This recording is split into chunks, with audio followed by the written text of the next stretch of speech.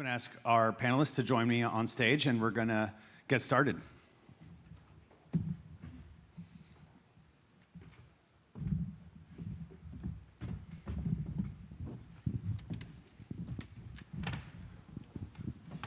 I think this is the first group that actually got the context clues of sitting where their name is associated. That should be memorialized. Well done, guys. Without any coordination, too, I might add. I'm just going to ask everyone to quickly, rapid fire, just sort of introduce yourself and who you're with and what y'all do, and then we'll get right to it.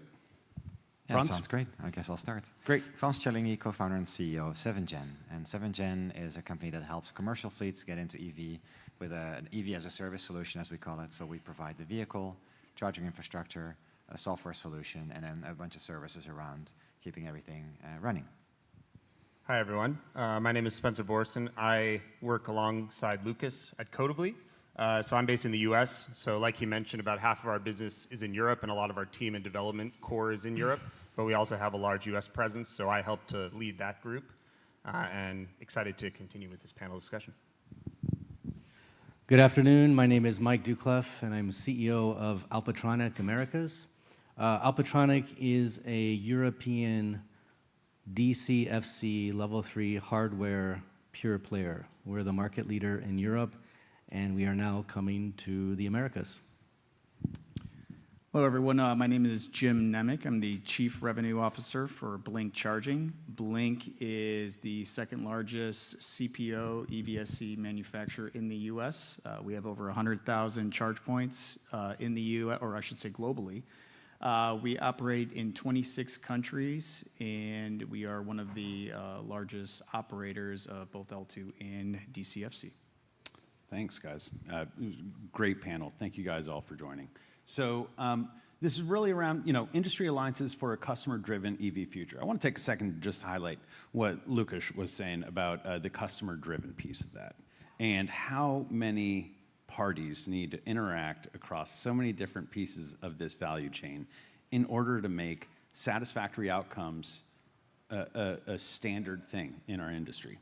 One of the things is standards, another is interoperability.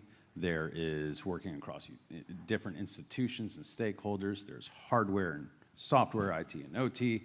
So maybe if you could just take a quick second and each of you just sort of say, where in this ecosystem, where do you sit and where are the partnerships that are most important that you are able to build customer-driven success? Like, where do you bring that to life through partnerships and collaboration and alliances?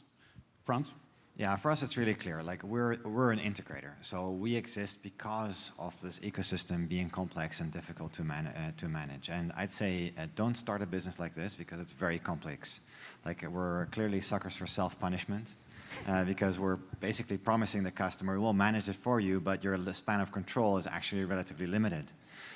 So we were I had sold my last company, and then I was looking, what's my next thing? So I came across this fleet operator that was very passionate, and he said, listen, this is so hard. Like my lender doesn't want to support me. I can't the utility this, and then the hardware I'm not sure what to do with. So just across the board, just way too much for most of these fleet operators that have a relatively small management team and a larger fleet operating at thin margins, trying to figure out what to do, and it's just too much. So it needs people to work together. It needs all those things of standardization, and there is also a space for us, like integrators like us, to bring everything together.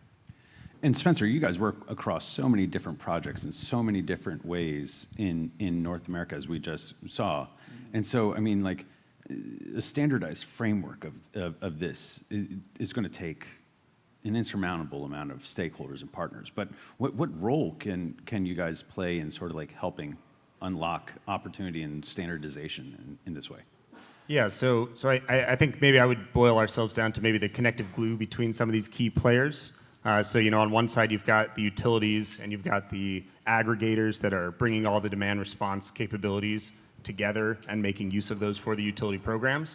We're helping OEMs integrate with those aggregators and with those utilities and markets directly. That's one side. And then on the other side, you've got the device manufacturers, the OEMs, and we're helping them both with developing their products at all, whether it's the CPMS, the EMSP, other types of platforms for battery storage like EMS. so all of that software, but then also helping them to figure out what are the integration pathways that we need to be most successful. And I guess the middle piece then is working with the protocol and the open source agencies. We're a partner of the Open ADR Alliance, for instance, and also have relationships with a lot of other key players here in the space that are thinking about how do we open sources and how do we make sure that it's accessible and that we have interoperable communication between all these different parties, because ultimately, like you said, Drew, there's so many players here, and it's difficult to figure out a way to do this all custom for each specific player. It's got to be standardized, and that's our approach, is that we need to try to make that more accessible. So it's great. So it goes from like integration to interoperability, and ideally what that would lead to is a reliable experience. And I don't know about y'all, but I think the DC market has been perhaps a little suboptimal around reliability. Alpitronic, you guys, do you mind, Mike, just sort of giving a little bit about your track record in the EU and what you're bringing to the table in the US in reliability and around that?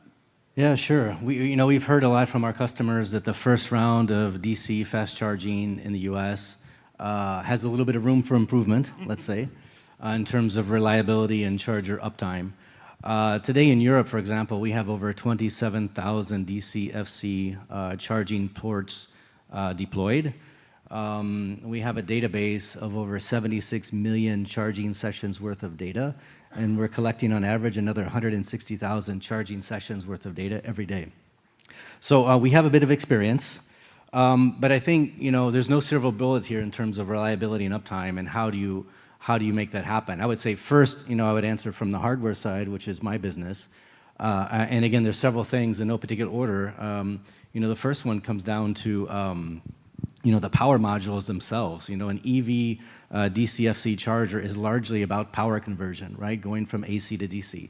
So I think that, if you're going to provide a DC charger for the market, you need to understand the power module. You need to design the power module. It's not good enough to buy a power module over half the value of a charger, put it in your charger, and have it be a black box. You don't know what's going inside on there, so you can't predict the reliability.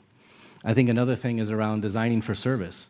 EV chargers in the public space are out in harsh environments. You can't go out there and open the door and work on things. You need to design something in a way that can be quickly retrofitted in the field, quickly swapped out, sub-assembly level, versus going out and with a soldering iron trying to fix something on a circuit board.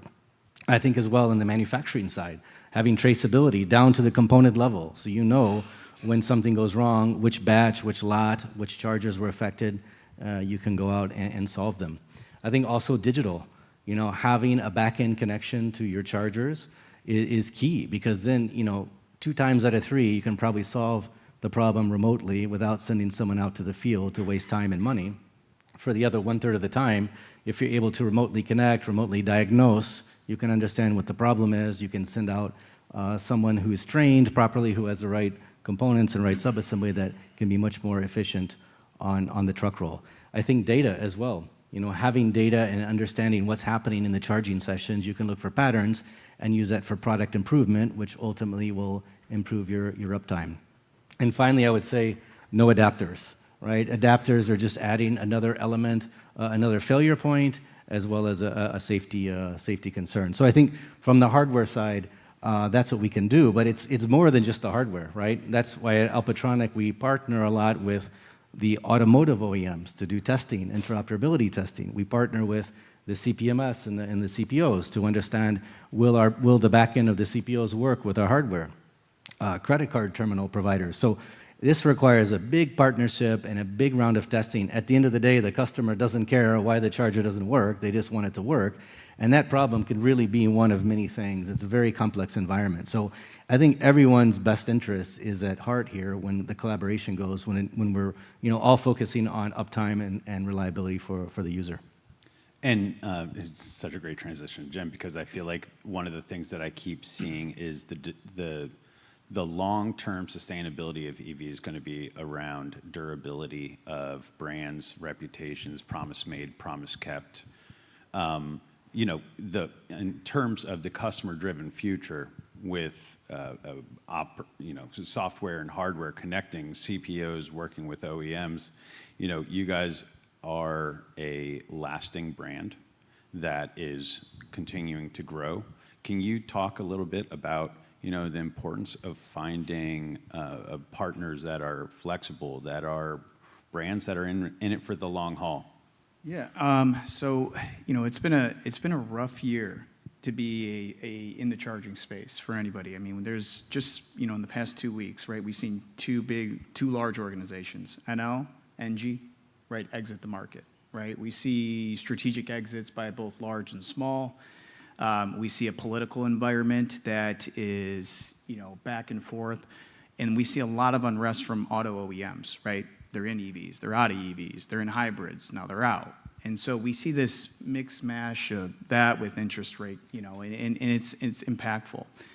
It's changed a lot in the past few years. I mean, early on, 3, 4, even 5 years ago, it was like Oprah Book Club. It was like, you get a charger, you get a charger, you get a charger. I don't care if it ever has a return. I don't care if you ever make money. I don't care if the demand charges exceed anything you'll ever recoup, right? And it was a lot of that. It was a lot of listening to what people thought the market was going to be versus the consumer, and then ultimately these hosts that were servicing the market.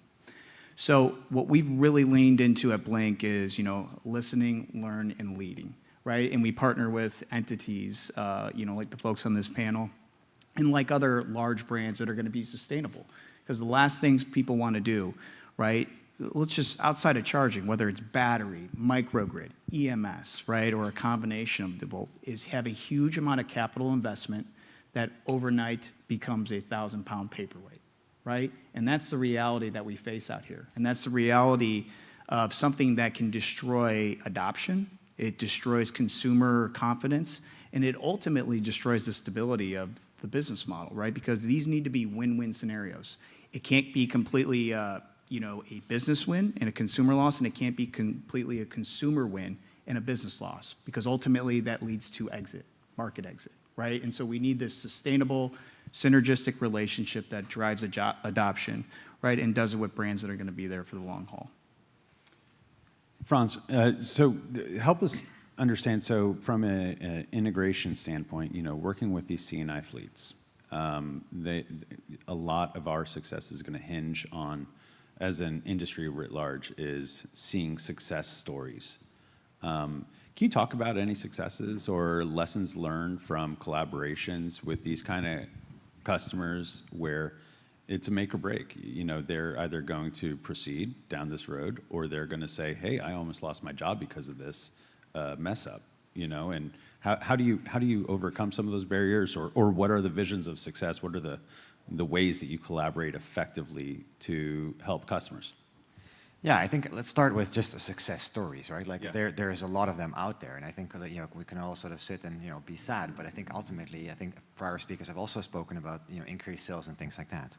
So I'd say a lot of our work is in last mile delivery and in courier and a number of other things, and we see both large companies just saying, already knowing that they're making money by going electric, or like it's cheaper, like the total cost of operating is, even in some situations with no incentives applied, cheaper.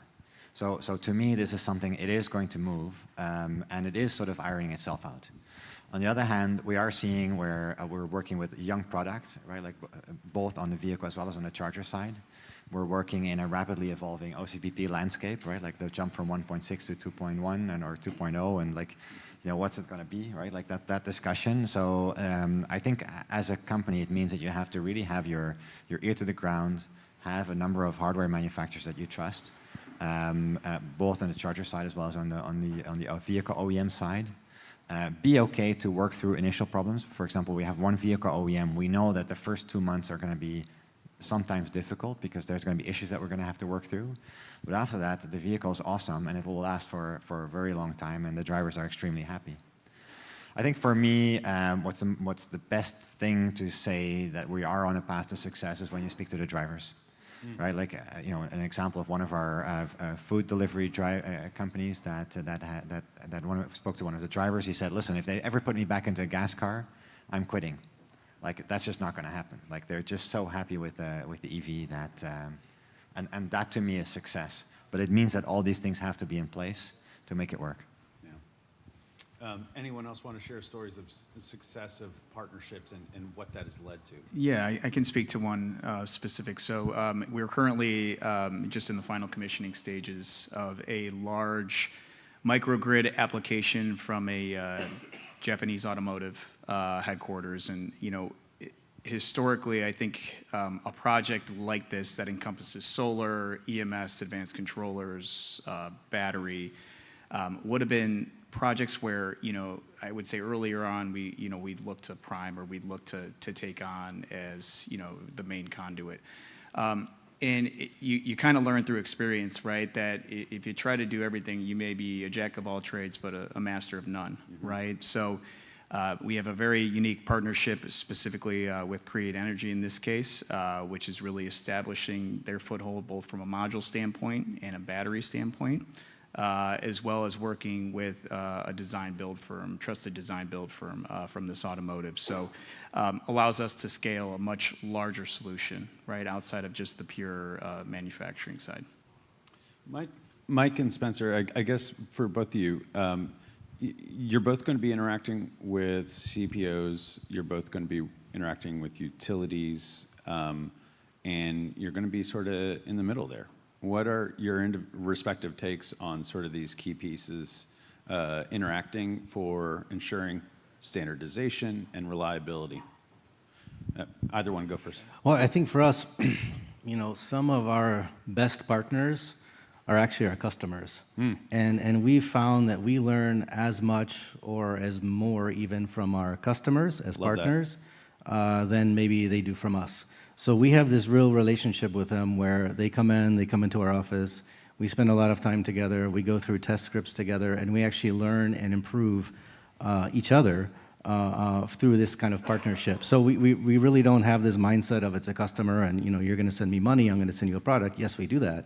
But the more time we spend with them, the more we learn from them, the better off our product is improved, and then ultimately the customer experience and the customer who benefit. So really this partnership with our customers is really important for us. Love that. Curveball. And I guess I would sort of echo that in that a lot of the work that we do is not necessarily directly with utility as a customer, but rather through a coalition that we form with a variety of different players that each add unique value to a potential utility project. So we've gone in sort of like what you were saying on a couple different bids and have done some projects where we've got a consulting partner that does sort of the strategy and road mapping to a utility journey for electrification. We've also got a hardware manufacturer. We were using one of the large Japanese manufacturer partners as our sort of reputable on-the-ground hardware manufacturer, and then we were the software muscle that could be that technical resource. So I think also realizing where your strengths are and where your weaknesses are helps to fill in the gaps and has allowed us to deliver a lot more value to those different utility customers than if we're trying to do it alone. I mean, there's a lot of unique characteristics to each firm that everyone can add unique value and understand the protocols, understand the hardware, understand the contracting, and the process of also getting the utility and the customer base to move towards this changed environment. That alone is a huge challenge that we could have a whole panel on. But I mean, there's a lot of different pieces that are moving here, and having each player sort of know where they're best and be able to be that key leading expert in that space goes a long way for us as well. Time has flown on this panel. I want to ask my friendly but stern time cop, do we have time for Q&A with the audience? 2 questions, thank you. Any questions?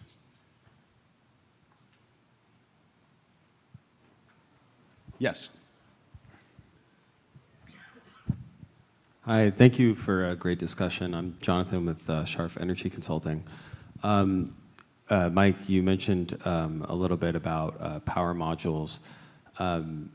Just general kind of question for the whole panel. When it comes to interoperability, and sometimes you have to get the source code from the OEM and the charger, and that can be hard to manage between the charge point operator and the charger manufacturer. But it's crucial in order to have that interplay in order to get the software running smoothly. How do you get a culture of transparency, but also retaining security for proprietary information between the entities involved? I think it's about common goals, right? And common goal is to have a charger that works with the vehicle out in public. And I think I mentioned customers as partners, and OEMs for us are just like that, just partners. So we've had going back to the founding of the company back in 2009, we had very early relationships with the OEMs. Namely, it was Daimler and BMW because we're founded in Italy, close to Germany, so it was only natural. And I think we've really compounded that. As the company has grown, we continue to go and test very early with customers, and we've developed these relationships with them where the lines are clear, right? We're not giving our source code and things and sharing secrets and vice versa, so we have clear contracts between us, but we are very open in sharing with the common goal. Again, the common goal of having the charger work on the car in the field. So this is absolutely possible because it's something we do on a daily, weekly, monthly, yearly basis, and have been doing that since 2009. That's great on the public side. On the fleet side, behind the fence. Yeah, we generally only find out about those problems when the vehicle's already delivered, the charger's already delivered, we're out in the field and it's not working. Right? And I think that is, again, about having relationships with the OEM at multiple levels, because no one's going to give you their source code. Neither should they, because that's not how it works. So it means at that moment managing customer expectations, working with the OEM, working with the charger manufacturer, making sure they're all on the field and at the situation, figuring it out. Because whatever they're going to learn there will be applicable to the rest of that model of vehicle as well as that charger. So everyone's interest to make it happen. It's still hard when some corners of these large OEMs or large manufacturers are not yet seeped into the importance of this. So then it's about raising that level of urgency until it gets resolved. I think we need to end it there. I apologize. We're a little behind schedule, but I want to say thank you so much to our panelists. Thank you for the great question. And I want to invite us all to step off stage and transition over to Jill. But big round of applause for our team. Thanks, guys.